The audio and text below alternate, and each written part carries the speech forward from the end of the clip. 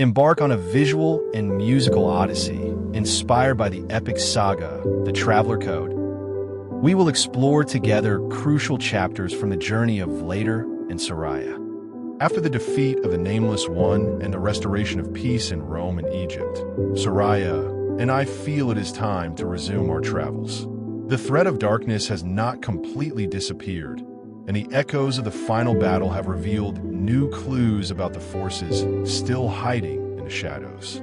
Cleopatra, though sad at the thought of our parting, blesses our journey, offering us resources and support. We set out for new horizons, following the clues left by the Nameless One. We travel through distant eras and forgotten civilizations, confronting various faces of darkness, but we never forget the love that binds us. Time and space take us to forgotten places and hidden mysteries. Following the clues left by the forces of darkness, we arrive at an ancient crypt, hidden under the sands of the Egyptian desert. The crypt walls are covered with enigmatic hieroglyphs and strange symbols, and in the center of the chamber lies a circular portal, glowing with an unknown energy. A fragment written in an ancient language reads, Tempus et spatium, vincula mentis, porta ad alia tempora. Soraya translates the words in a whisper, time and space, the chains of the mind, the gate to other times. We feel a magnetic force emanating from the portal. As Soraya touches one of the hieroglyphs, a beam of light envelopes us, and the crypt begins to shake. We are thrown through a vortex of time and space. When we come to, we are in the same place, Egypt, but everything seems changed. We hear the deafening sound of powerful engines. We see massive armored vehicles and soldiers in khaki uniforms patrolling the area. The city's once vibrant centers are now filled with military barracks and checkpoints. The faces of the locals show an expression of fear and resignation. We make our way through the crowded city, avoiding military patrols, until we reach what was once the heart of Alexandria, the place where Cleopatra's palace stood. But in place of its imposing walls and lush gardens, we find only smoking ruins and a pile of rubble. The palace has been destroyed, transformed into a symbol of the devastation of war. We ask the survivors where we could find more information about the events that took place, and they direct us to the ruins of what was once the great library of Alexandria. We make our way through the rubble, collapsed shelves, and piles of carbonized books, desperately searching for any trace of knowledge. After hours of searching, in a relatively intact underground section, Soraya discovers an old parchment hidden in a sealed stone box. The parchment is written in an ancient form of Greek, and Soraya manages to translate it. And the Queen, Cleopatra, loved a traveler from the future named Vladyr, and from their union a son was born, named Vladis, in honor of his father. The discovery leaves us speechless. I had a son with Cleopatra, a son whose name I also bear. We are still in shock from the discovery of the parchment when an unusual group of men appears from the nearby ruins. They are not ordinary soldiers. They wear strange uniforms and are accompanied by assistants with scientific equipment. They speak to each other in harsh German, but with an academic accent. They take us by surprise. We are searched and bound, and our weapons and magical artifacts are confiscated. We learn that we are in the hands of a group of German researchers, members of an obscure organization, Annenerb, interested in ancient artifacts and paranormal phenomena. They are convinced that we are spies or agents of an unknown power. We choose a risky strategy.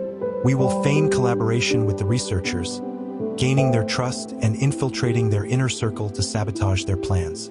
We begin by offering our expertise in deciphering hieroglyphs and interpreting artifacts. I, with my knowledge of history and mythology, managed to impress von Schmidt with ingenious, but false, theories about the mystical power of the artifacts. Soraya, with her linguistic abilities, infiltrates the German translation team and subtly modifies the incantations. I offer to examine and prepare the artifacts for the ritual, replacing the authentic ones with harmless replicas. One day, while examining a crucial artifact, a golden statue of an Egyptian god, Von Schmidt enters the room. Ist das Artifact bereit? Herr Vladyr. Is the artifact ready, Herr Vladyr? He asks, his eyes scrutinizing every detail. Ja, Herr Hauptmann. Yes, Captain. I reply calmly. It is in perfect condition. Its energy is impressive. Von Schmidt smiles with satisfaction, without suspecting a thing. With each passing day, we delve deeper into the Germans' plans. We discover that the ritual they are preparing does not aim to invoke an ancient entity, but to open a portal to another dimension, which they believe will give them a strategic advantage in the war. Under the pretext of helping to calibrate the portal, we use our knowledge to subtly modify the ritual's parameters. Finally, the culminating moment arrives. A vortex of light and energy opens before us.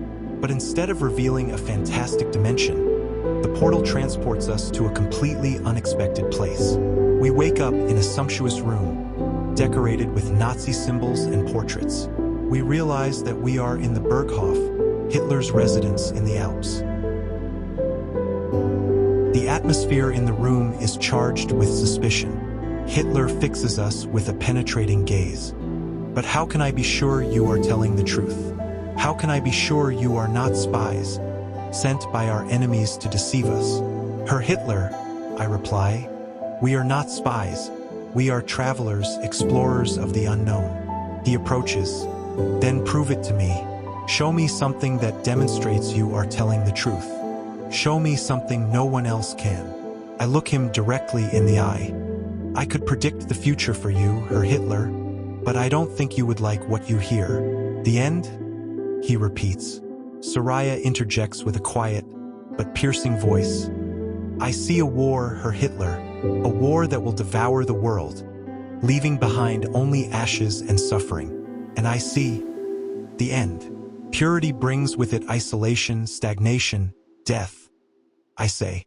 Von Schmidt intervenes, trembling. Mein Führer, please. These people are valuable. They helped us open the portal.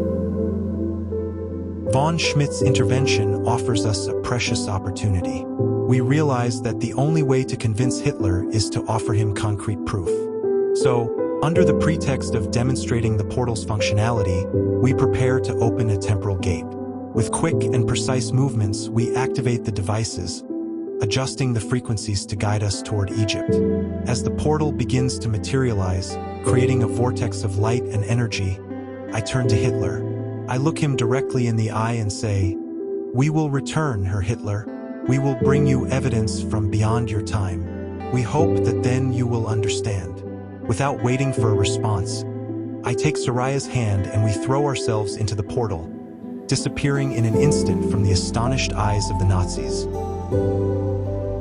The temporal vortex throws us into a strange and familiar reality. The pyramids rise majestically with a hybrid architecture. The cities are a stunning fusion of past and future, illuminated by vibrant holograms. We realize that we are in a period where Vladyr could still be alive. We step through the portal and find ourselves in front of Cleopatra's palace. She runs towards us with surprising speed, throwing herself into my arms, tears streaming down her face. "Vladyr," she whispers, "I thought I had lost you forever. I searched for you for so many years." I tell her, "I have so much to tell you," she says, "and I have a son to introduce you to." She leads me into an adjacent room, where a 5-year-old boy with dark hair and penetrating eyes is playing. "He is Vladyr," she says.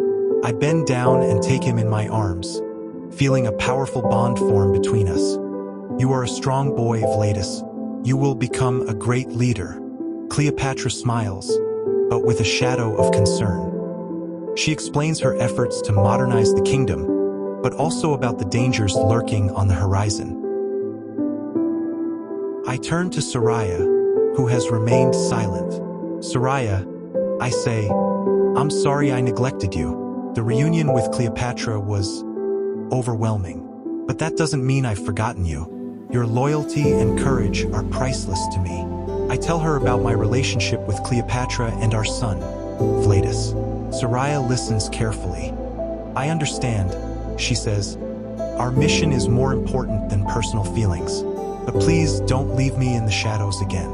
I am ready to fight alongside you, no matter what the future holds. I take her hand, grateful for her understanding.